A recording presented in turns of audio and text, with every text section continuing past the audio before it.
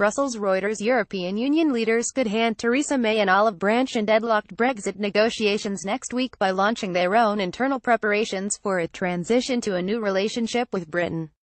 Draft conclusions submitted by Summit Chair Donald Tusk to the 27 other EU governments made final Brussels' rejection of opening free trade talks now. But they also gave the beleaguered British Prime Minister hope that they would do so in December and that, if she ups her offers on divorce terms, the EU will be ready to start talking almost right away. With nerves fraying and threats flying about walking out without a deal come the March 2019 deadline for departure, the pound took a knock when EU negotiator Michel Barnier said a new round of talks this week had ended in continued deadlock over a British refusal to clarify how much it will pay on leaving. But it rallied on word that, despite tough demands from EU governments on what they want from London, the Union is ready to talk about how to avoid a hard Brexit and to ease Britain out with less disruption, probably by agreeing to keep it in the single market for a couple of years, diplomats say. The draft of conclusions, which would be issued by leaders of the 27 next Friday, a day after meeting May in a full EU summit, still have to be agreed. Envoys, including from heavyweights Germany and France, objected last week to a suggestion from Barnier that the EU should start working on transition plans. But EU officials noted that Tusk, the European Council president, has sounded out most national leaders in recent days. He briefed May on his preparations on Thursday.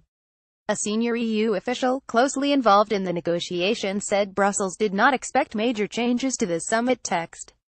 A diplomat from one big country said only that the text would be discussed by national envoys in Brussels on Friday. Internal preparatory discussions. The first version, seen by Reuters, confirms what Barnier and others have said this month, that there is not sufficient progress on agreeing three key elements of a withdrawal treaty for leaders to agree now to open the trade talks May wants. But in an effort to diffuse accusations in Britain about EU intransigence, the leaders would welcome progress to date on their three key issues: the rights of 3 million EU citizens in Britain, protecting peace in Northern Ireland from the effect of a new border on the island, and Britain's outstanding payments. Britain's Secretary of State for exiting the European Union, David Davis, and European Union's chief Brexit negotiator Michel Barnier hold a joint news conference after the latest round of talks in Brussels, Belgium, October 12, 2017. Reuters' François Lenoir would pledge to reassess things at their next summit in mid-December. Barnier on Thursday spoke of making progress in the next 2 months. And in order not to waste time once they do decide to launch talks on a post-Brexit future, they would ask Barnier and their envoys to start preparing now for a transition, albeit without actually starting talking to Britain about it. The European Council invites the Council Article 50 together with the Union negotiator to start internal preparatory discussions, the draft read. Another EU official said that would avoid weeks of delay in launching a new phase by the new year, which business leaders say is vital if they are to make informed investment decisions in 2018 for the time after Brexit.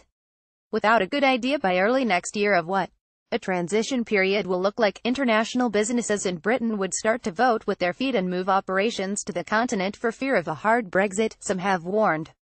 The uncertain grip May, who campaigned last year against Brexit, has over her party and hardliners demanding she resist EU demands and be ready to walk out with no deal, has left Europeans unsure of where negotiations may lead. The gesture to May reflects some willingness to help reinforce her in office. Deadlock over money. Barnier and his British counterpart, Brexit Secretary David Davis, told reporters there had been some progress this week on citizens' rights and the Irish border question. Davis renewed his call for EU leaders to give a green light to trade talks next week, but that has long been a forlorn hope. Barnier made clear that despite new momentum from May's concessions in a speech at Florence last month, British proposals still failed the sufficient progress test, notably on tens of billions of euros the EU says London owes.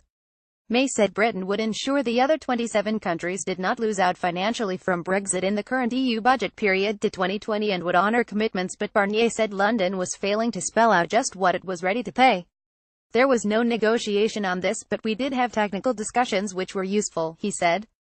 We are, therefore, at a deadlock on this question. This is extremely worrying for European taxpayers and those who benefit from EU policies.